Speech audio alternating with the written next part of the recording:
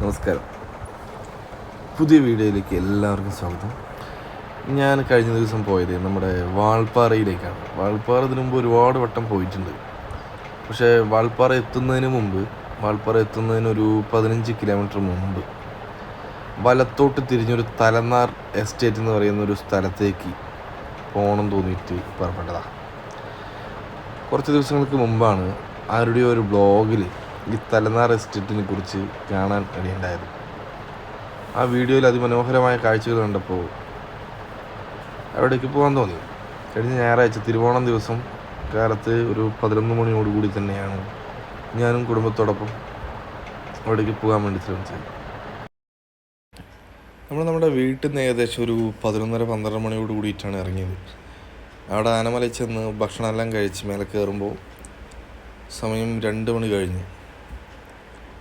പിന്നെ ഒരു 3-4 മണിയോട് കൂടിയിട്ടാണ് നമ്മൾ ഈ പറയുന്ന തലനാർ എസ്റ്റേറ്റിലേക്ക് കിടക്കുന്ന ഒരു ചെക്ക് പോസ്റ്റ് ഉണ്ട്. അവിടെ എത്തി ഒരാൾക്ക് 100 രൂപ വീതം എത്ര പേരുണ്ടോ അത്ര പേർക്കുള്ള പൈസയും നൽകി വാഹനത്തിന് 100 രൂപ അങ്ങനെ ആണ് അവിടുത്തെ ചാർജ് ഈടാക്കുന്നത്. പക്ഷേ അത് കുറച്ച് അധികപ്പറ്റായിട്ടാണ് തോന്നിയത്. അകത്ത് കയറി നോക്കിയപ്പോൾ അതിഭീകരമായ കാഴ്ചകൾ, അത്ര മനോഹരമായ കാഴ്ചകൾ.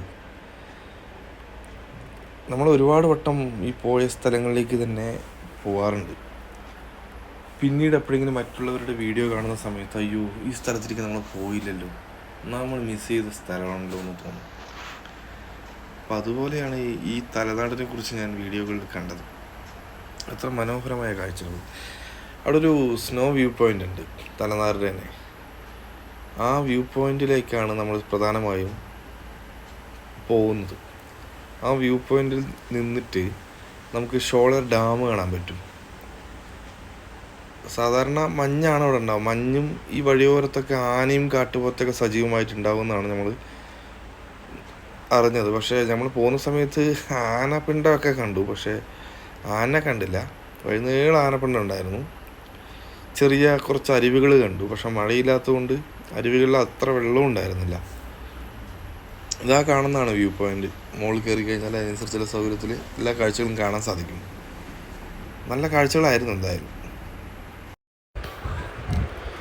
ശരിക്കും ഇതിൻ്റെ ലൊക്കേഷൻ വന്നിട്ട് നമ്മുടെ ഇവിടെ നിന്ന് പോകുമ്പോഴേ നമ്മൾ ആനമല ആളിയാർ വഴിക്ക് പോകുമ്പോൾ 31 ഹെയർ പിന്ന് കഴിഞ്ഞ ഉടനെ വലത്തെ സൈഡിലേക്ക് ഇറങ്ങി പോകുന്നുണ്ട് റോഡ്. ആ റോഡിലേക്ക് ഇറങ്ങിക്കഴിഞ്ഞ് ഒരു 100-150 മീറ്റർ പോയി കഴിഞ്ഞാൽ ലെഫ്റ്റ് സൈഡ് ഒരു ചെക്ക് പോസ്റ്റ് ഉണ്ടാവും. ഇപ്പോൾ ഫോറസ്റ്റ് ഡിപ്പാർട്ട്മെൻറ്റാണ് തോന്നുന്നു അത് കൈകാര്യം ചെയ്യുന്നത്. അവർക്ക് ചെറിയൊരു ടിക്കറ്റ് തരും, പാസ് തരും.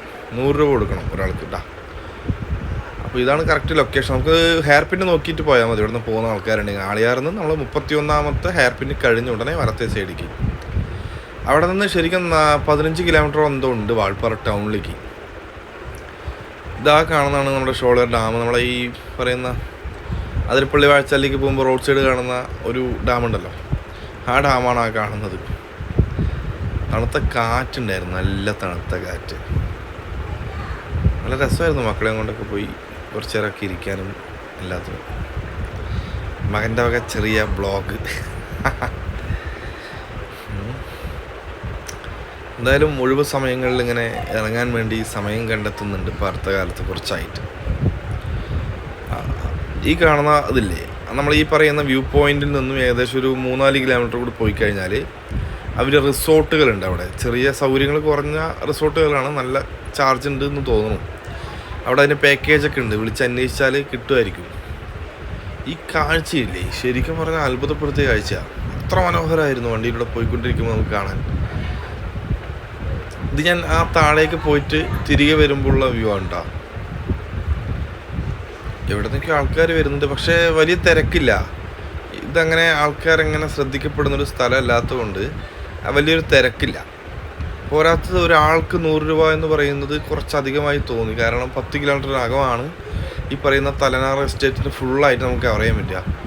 ഇതിനകത്ത് ആകെയുള്ളത് ഈ വ്യൂ പോയിൻ്റ് ചെറിയൊരു ബിൽഡിങ് കെട്ടിയിട്ടുണ്ടെന്നല്ലാതെ വേറൊന്നുമില്ല. പക്ഷേ അതിലേക്ക് ഈ 100 രൂപ എന്ന് പറയുന്നത് കുറച്ചധികമായി തോന്നിയിട്ടുണ്ട്.